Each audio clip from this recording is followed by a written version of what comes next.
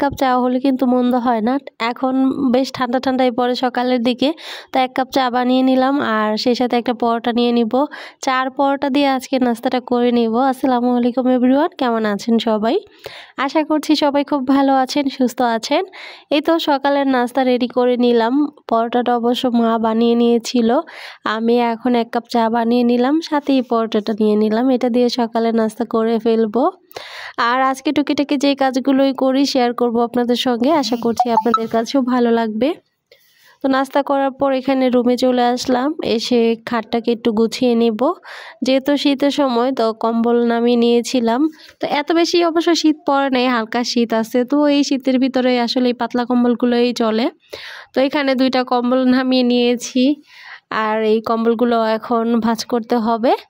তো এই তো বিছানাটাও ছেড়ে নিব। সকাল সকাল কাজগুলো করে গুছিয়ে নিচ্ছি, তারপরে চলে যাব রান্নাঘরে, যেহেতু দুপুরের জন্য রান্না বাড়া করতে হবে। তো এই তো বিছানাটা ঝেড়ে নিচ্ছি। তো কার কার সকালবেলাটা কিভাবে কাটে বা কেমন কাটে অবশ্যই কমেন্টে জানাবেন।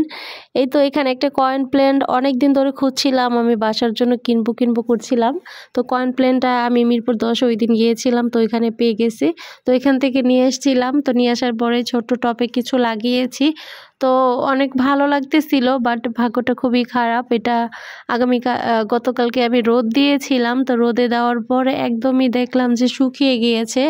কয়েন প্ল্যান্ট আসলে পানিতেও ভালো থাকে, কিন্তু আমি জানি না কেন এটা এরকম হলো। আমি কিন্তু মাটিতে লাগিয়েছি প্লাস পানি দিয়েও রেখেছিলাম। তো একদিন পর্যন্ত ভালোই ছিল, একদিন 2 দিন পর্যন্ত ভালো ছিল।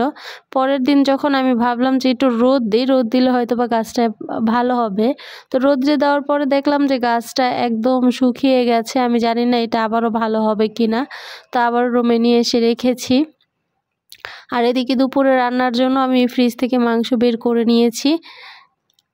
মাস যেহেতু একদমই শেষের দিকে, শেষ বলতে নতুন মাস শুরু হয়েছে, তো এখনও কিন্তু রাইসার বাবার স্যালারি হয় নাই। তো সেই জন্য একদম ফ্রিজ খালি আছে, ফ্রিজে কোনো বাজার টাজার কোনো কিছুই নেই। যাই হোক, আজকে মুরগির মাংস রান্না করে নেব। গতকাল রাত্রে মুরগি কিনে নিয়ে আসা হয়েছিল, তো একদম কেটে বেছে আমি ফ্রিজে রেখে দিয়েছিলাম যেন দুপুরবেলা কোনো ঝামেলা না হয়। তো এখন সেটাকে জাস্ট ধুয়ে আবারও রান্না করে নিচ্ছি। এখানে মাংস রান্নার জন্য সব ধরনের মশলাগুলো একটু কষিয়ে নিয়েছি। তো সব মশলা দিয়ে আমার মনে পড়লো যে এখানে লবণই দেওয়া হয় নাই, তো পরবর্তীতে লবণ দিয়ে দিলাম, দিয়ে মশলাটাকে আরও কিছুক্ষণ ভালো করে কষিয়ে নিয়েছি। উপর থেকে যখন তেলটা উঠে আসবে এই পর্যায়ে আমি মাংসটা দিয়ে দিব, মুরগির মাংস। আর এটা যেহেতু লাল মুরগির মাংস, অনেকটা টাইম লাগে সিদ্ধ হতে মুরগির মাংসটা, তো অনেক সময় নিয়ে এটাকে রান্না করতে হবে।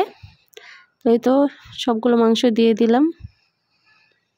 প্রচুর টাইম লাগে এই মুরগির মাংসটা সিদ্ধ হতে, অনেক বেশি টাইম লাগে।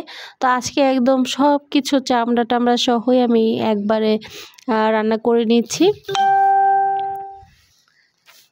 তো এখন ঢেকে অনেকক্ষণ পর্যন্ত কষিয়ে নিব। আর এই পাশে হচ্ছে আমি ডাল রান্না করে নিয়েছি।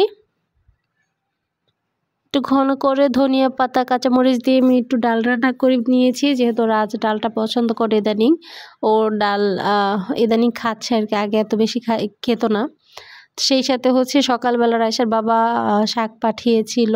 ওদের অফিসের ওই সাইডে হচ্ছে সবজি অনেকেই চাষ করে, তো ওইখান থেকে দেখে যে সকালবেলা যদি একটু বের হয় অনেকেই সবজি উঠায়, তো তখন সবজি পাঠিয়ে দেয়। আর এদিকে হচ্ছে আমার মুরগির মাংসটা রান্না করা হয়ে গেছে। আর এই মুরগিগুলোতে প্রচুর পরিমাণে তেল উঠে, অনেক তেল উঠেছে। তো এত তেল তো আসলে খাওয়া সম্ভব না। আমি চেষ্টা করছি উপর থেকে কিছু তেল উঠিয়ে রাখার জন্য, উপর থেকে কিছুটা তেল উঠিয়ে নিচ্ছি।